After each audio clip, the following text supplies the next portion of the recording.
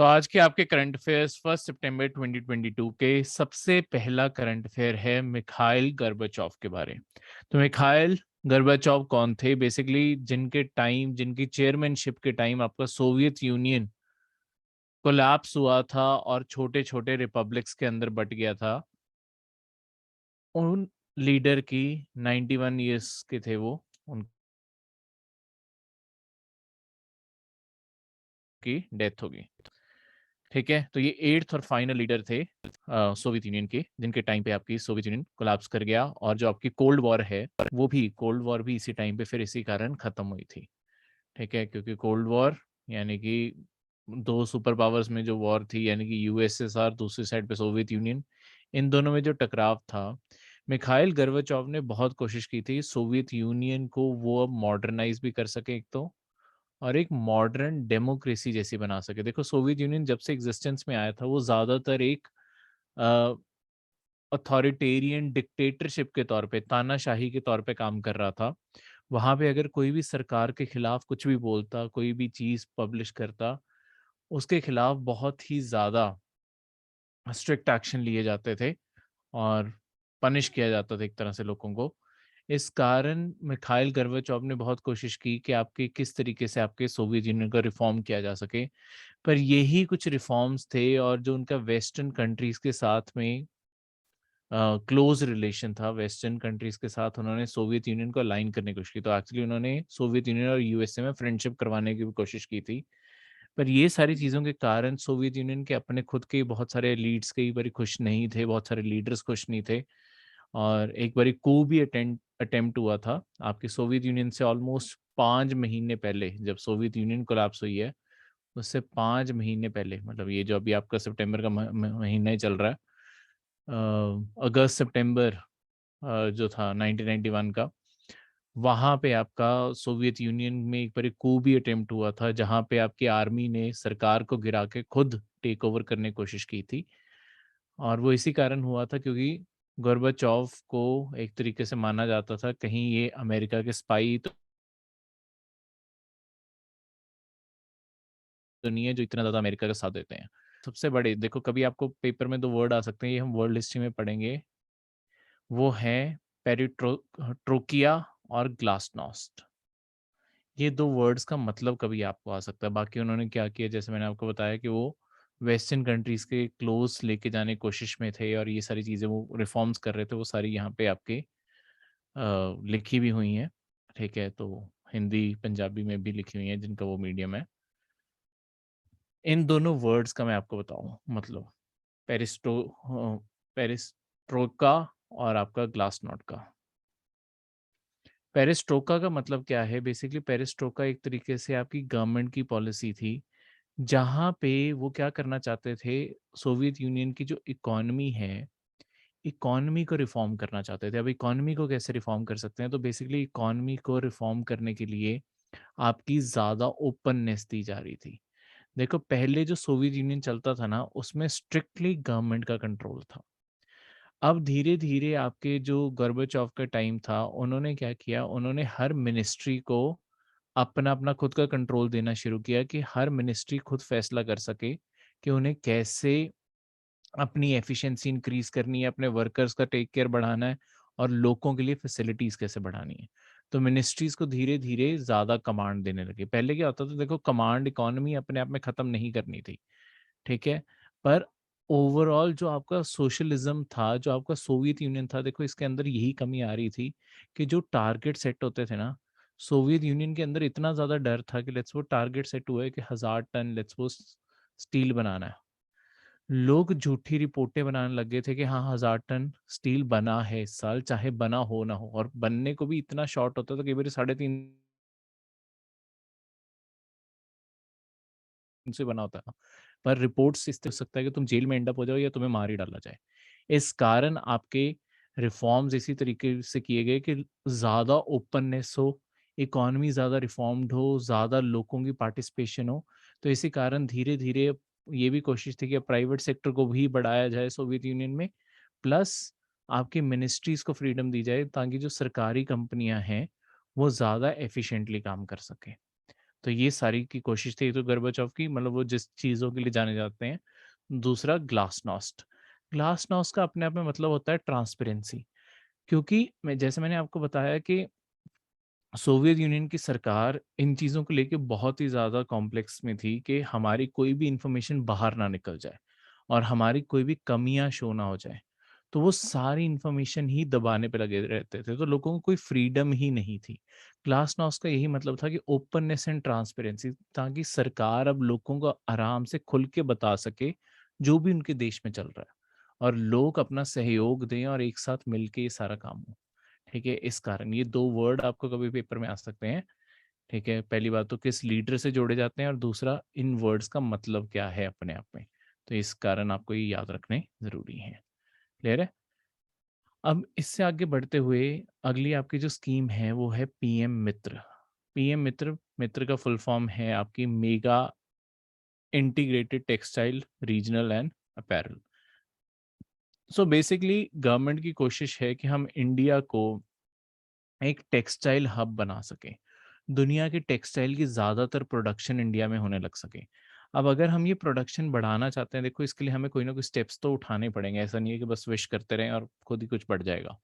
तो हमें कोई ना कोई स्टेप्स तो लेने पड़ेंगे। तो इसके कारण गवर्नमेंट क्या कर रही है, मेगा पार्क्स बना रही है। मेगा पार्क्स का क्या मतलब है? ठीक है, यहाँ अगर कहीं पे ऑलरेडी अलॉटेड है, ताकि ग्रुप डेवलपमेंट हो, एक ही जगह पे बहुत सारी फैक्ट्रीज लग सके। अब ज़रूरी नहीं है कि देखो एक पूरी जो फैक्ट्री है वो सब कुछ बना रही होगी। ये एक सिंगल एरिया में डेवलपमेंट क्यों है? देखो इससे कॉस्ट बच जाएगी। लेट्स सपोज़ ये कंपनी है जो फाइनली एक शर्ट बेच रही है, ठीक है? अब इस पूरे एरिया में लेट्स सपोज़ एक और कंपनी थी जो कपड़ा बनाती है। वो सिर्फ़ कपड़ा बनाती है, तो ये कपड़ा कहीं से प्रोसेस करेंगे, मतलब कहीं से कपड़े का रॉ मटेरियल खरीदेंगे, उसे प्रोसेस करेंगे, कपड़ा तैयार कर रहे हैं। ये इन्हें सप्लाई कर पाएँगे शर्ट के लिए कि हाँ, हमसे ही कपड़ा खरीद लो, हमारे आप बीच में ट्रांसपोर्टेशन बहुत कम हो जाएगी। यहाँ पे कोई कंपनी है जो सिर्फ़ बटन बनाती है, ठीक है? तो ये शायद बटन सप्लाई कर दे। ऐसे छोटे-मोटे काम अगर आपस में एक सिंगल एरिया में एक टेक्सटाइल पार्क बना दोगे, तो अपने आप ही आपकी कॉस्ट रिड्यूस हो जाएगी। तो यहाँ पे गवर्नमेंट की यही कोशिश है कि हम ऐसे पार्क्स डेवलप कर सकें, वहाँ पे कॉमन फैसिलिटीज़ बना सकें, ठीक है? ताकि एक हब के तौर पे ये पूरा एरिया डेवलप होने लग जाए। दूसरा इसका फ़ायदा ये है कि देखो जो टेक्सटाइल हब है, ये ना मास एम्प्लॉयमेंट जनरेट करता है।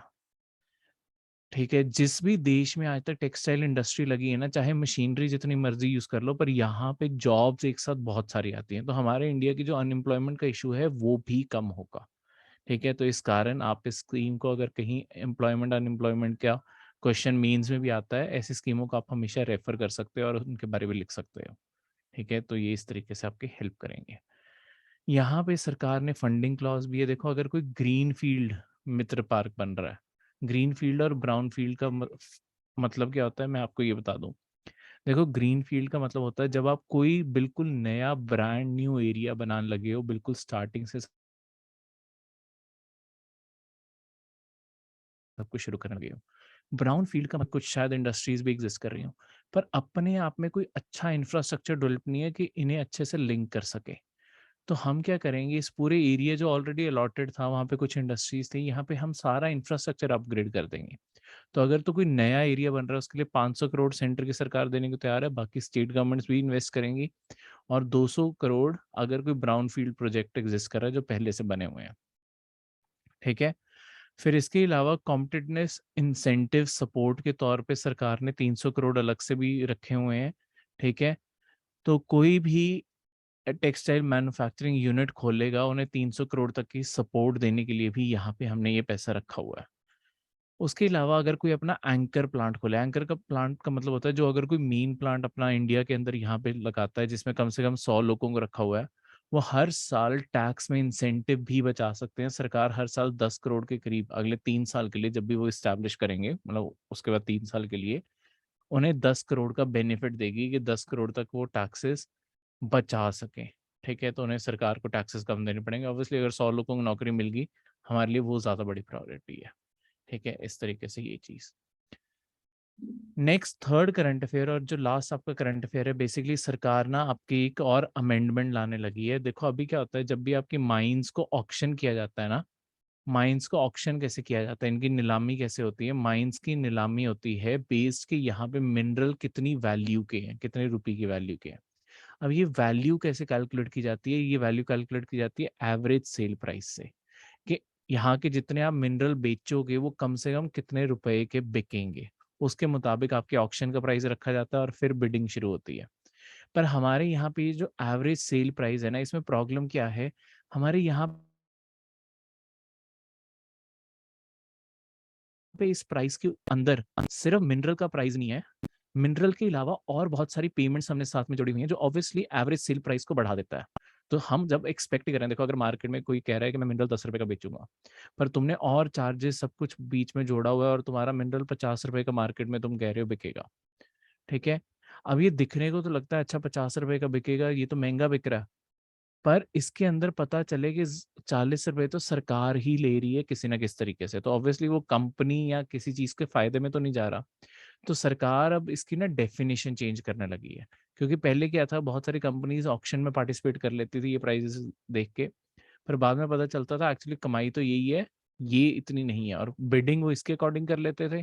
तो अपने आप वो बिडिंग ज्यादा करते थे कि अच्छा 50 रुपए मिल रहे हैं तो महंगा अच्छी क्वालिटी का मिनरल होगा, ये सब कुछ होगा, पर बाद में नुकसान होता था तो वो माइन खाली भी कर देते थे। अब यहाँ पे हम सिर्फ रियल वैल्यू को कंसिडर करेंगे। देखो और कैसी चीजें होती हैं, जैसे जिस भी स्टेट गवर्नमेंट के अंडर वो माइन आती है ना, जिस भी स्टेट के अंदर वो माइन होती है, उस गवर्नमेंट को रॉयल्टी पे करनी होती है कि आप उनकी जमीन यूज कर रहे हो, ठीक है?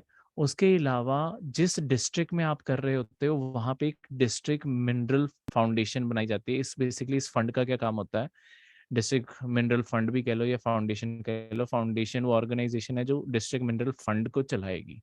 डिस्ट्रिक्ट मिनरल फंड क्या करता होता है, उस पूरे डिस्ट्रिक्ट में देखो माइनिंग के कारण आसपास रहने वाले, जहाँ पे भी माइनिंग हो रही होगी, आसपास रहने वाले लोगों की अम, शायद जितना एयर पोल्यूशन हो रहा है उनकी लंग की कोई डिजीजेस बढ़ सकती हैं, या उस डिस्ट्रिक्ट की डेवलपमेंट के लिए वहाँ पे स्कूल्स बनाए जाने हैं, कुछ भी करने हैं, तो सरकार एक्स्ट्रा कॉस्ट लगाती है कि यहाँ की इस एरिया की डेवलपमेंट की जिम्मेदारी में आप कंट्रीब्यूट करोगे। तो वो सारी चीज़ें मिनरल फंड फंड में डाली जाती है। वैसे ही नेशनल मिनरल एक्सप्लोरेशन बूस्ट करने के लिए एक सरकार ने फंड बनाया हुआ है, जहाँ पे आपके कोई भी कंपनी जो इंटरेस्ट एक्सप्लोर करने में इंटरेस्ट शो करती है, या सरकार खुद अपने डिपार्टमेंट्स को यूज करके नए मिनरल्स ढूंढती है, ये पैसा यहाँ से खर्चा जाता है। तो ये सारी कॉस्ट पहले इसके अंदर जोड़ी जाती थी। अब सरकार इसकी डेफिनेशन चेंज करेगी और सिर्फ एवरेज सेल प्राइस के अंदर जो सिर्फ एक्चुअली मिनरल की प्राइस है ना, वो वाली प्राइस डिसाइड होगी, ठीक है? इससे क्या होगा कि ऑब्वियसली इन्वेस्टर्स को रियरली पता चलेगा कि उन्हें कितनी कमाई हो रही है, और उसमें से क्योंकि उन्हें कंट्रीब्यूशन देनी पड़ेगी, ठीक है? नहीं तो ये 50 रुपए ये तुम वैल्यू तो डाल देते थे, पर कट तो इसी में से रहे हैं ना। तो इस कारण सरकार सारी चीज़ें ज़्यादा ट्रांसपेरेंट मैनर से प्रमोट करेगी, ताकि ज़्यादा इन्वेस्टर्स अट्रैक्ट हो सके, ठीक है? और उन्हें जो रियल चार्जेस पड़ेंगे और जो उन्हें कमाई होगी वो उन्हें पता लग सके, ठीक है? ये थे आपके आज के current affairs. Thank you and C